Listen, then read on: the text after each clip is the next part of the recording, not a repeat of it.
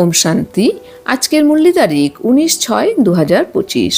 বাবা বলেছেন, মিষ্টি বাচ্চারা, তোমরা বুঝেছ আমরা হলাম ঈশ্বরীয় সন্তান। তোমরা ব্রহ্মামুখ বংশাবলী ব্রাহ্মণরা বুঝেছ আমরা ঈশ্বরীয় সম্প্রদায় স্বর্গবাসী বিশ্বের মালিক হতে চলেছি। সর্বদা খুশিতে থাকা উচিত।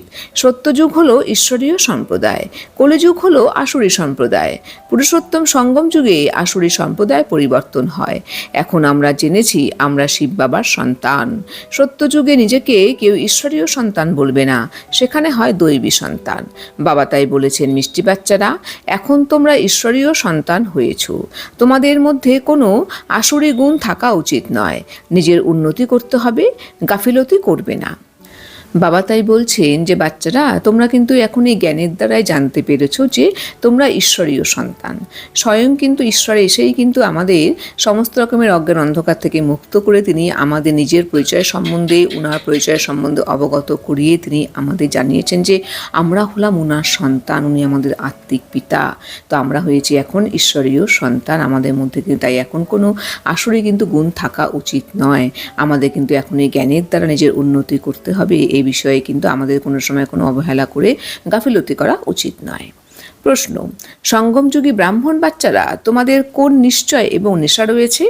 উত্তর, আমরা বাচ্চারা আমাদের এই নিশ্চয় আর নেশা রয়েছে যে এখন আমরা ঈশ্বরীয় সম্প্রদায়ের হয়েছি। আমরা স্বর্গবাসী বিশ্বের মালিক হচ্ছি। সঙ্গম যুগে আমরা ট্রান্সফার হচ্ছি। আসুরি সন্তান থেকে ঈশ্বরীয় সন্তান রূপে 21 জন্মের জন্য স্বর্গবাসী হই। এর চেয়ে দামি কিছু হয় না। তো বাবা আমাদের বলছেন যে আমরা কিন্তু আমাদের মধ্যে কিন্তু এখন এই নিশ্চয় আর নেশা রয়েছে যে আমরা এখন ঈশ্বরীয় সম্প্রদায়ের হয়েছি। আমরা স্বর্গবাসী বিশ্বের মালিক হচ্ছি। সঙ্গম যুগে কিন্তু আমাদের এই পরিবর্তন হচ্ছে, আমরা ট্রান্সফার হচ্ছি। আমরা এখন আসুরি সন্তান থেকে ঈশ্বরীয় সন্তান রূপে 21 জন্মের জন্য স্বর্গবাসী হই। এর চেয়ে কিন্তু ভালো কিছু আর হওয়ার নেই। মিঠে মিঠे सिकिलादे बच्चों प्रति मात पिता बाप दादा को याद प्यारा गुड मॉर्निंग। रूहानी बाप की रूहानी बच्चों को नमस्ते। हम रूहानी बच्चों की रूहानी बाप दादा को याद प्यारा गुड मॉर्निंग नमस्ते नमस्ते नमस्ते। ধারণার জন্য মুখ্য সার নাম্বার 1, স্মরণের শক্তির দ্বারা নিজের কর্মেন্দ্রিয়গুলোকে এমন বশীভূত করতে হবে যাতে কোনো রকম চঞ্চলতা না থাকে। সময় খুব কম রয়েছে, তাই ভালোভাবে পুরুষার্থ করে মায়াজিত হতে হবে। বাবা আমাদের বলছেন যে আমরা যত বাবার স্মরণে থাকবো তার ফলে কিন্তু শক্তি অর্জন করবো, আর সেই শক্তির দ্বারাই কিন্তু নিজের কর্মেন্দ্রিয়গুলিকে আমাদের এমনভাবে বশীভূত করতে হবে যাতে আমাদের মধ্যে কোনো রকমের চঞ্চলতা অস্থিরতা সৃষ্টি না হয়। এখন কিন্তু আর সময় নেই, সময় খুব কম রয়েছে, তাই কিন্তু আমাদের এখন ভালো মতো পুরুষার্থ করে মায়াকে হারিয়ে কিন্তু আমাদের মায়াজিত হতে হবে। নাম্বার 2, বাবা যে জ্ঞান প্রদান করেন সেই জ্ঞান অন্তর্মুখী হয়ে ধারণ করতে হবে। নিজেদের মধ্যে কখনো লবণাক্ত হবে না। বাবাকে নিজের কুশল সংবাদ অবশ্যই দিতে হবে। বাবা যে এসে আমাদের এই সহজ জ্ঞান প্রদান করছেন, এই জ্ঞান কিন্তু আমাদের অন্তর্মুখীও ধারণ করতে হবে। আমাদের কিন্তু একে অপরের মধ্যে খুব ভালো সম্পর্ক রাখতে হবে। একে অপরের মধ্যে কিন্তু আমাদের কিন্তু লবণাক্ত হলে হবে না, অর্থাৎ খারাপ সম্পর্ক রাখলে হবে না। আমাদের কিন্তু বাবাকে অবশ্যই নিজের কুশল সংবাদ জানাতে হবে। বরদান, কল্যাণকারী বৃত্তির দ্বারা সেবা করে সকল আত্মাদের আশীর্বাদের অধিকারী ভব। তো বাবা আমাদের বলছেন, বাচ্চারা, তোমাদের কিন্তু কল্যাণকারী বৃত্তির দ্বারা সেবা করে সকল আত্মাদের আশীর্বাদের অধিকারী হয়ে উঠতে হবে। স্পষ্টীকরণ, কল্যাণকারী বৃত্তির দ্বারা সেবা করা এটাই হলো সকল আত্মাদের আশীর্বাদ প্রাপ্ত করার সাধন। যখন লক্ষ্য থাকে যে আমি হলাম বিশ্ব কল্যাণকারী, তখন অকল্যাণের কর্তব্য হতেই পারে না। যেরকম কার্য হয় সেরকম নিজের ধারণা তৈরি হয়।